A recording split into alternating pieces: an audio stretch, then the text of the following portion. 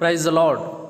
దేవుడు ఒకరిని ఎన్నుకుంటే, దేవుడు ఒకరిని ఏర్పాటు చేసుకుంటే వారి పట్ల దేవుడు ఖచ్చితంగా ఒక పెద్ద ప్రణాళిక కలిగి ఉంటాడు. నీకు విషయం తెలుసా?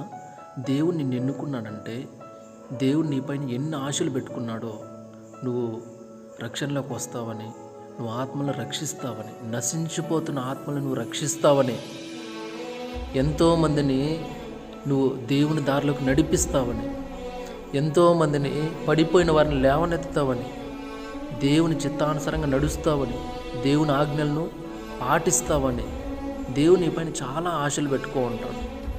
మీకు విషయం తెలుసా? ఇంకా ఎవరూ లేక దేవుని నేర్పరచుకోలేదు. నువ్వైతే బాగుంటుంది, నువ్వైతే చేస్తావు అనే నమ్మకంతో దేవుని నేర్పరచుకున్నాడు. కానీ ఈరోజు నువ్వు అలా ఉన్నావా, లేకపోతే దేవుణ్ణి బాధిస్తున్నావా? ఒకసారి ఆలోచించు. దేవుడు నీపైన ఆశ పెట్టుకొని నేర్పరచుకున్నాడు, కానీ ఈరోజు నువ్వెలా ఉన్నావు ఆలోచించు.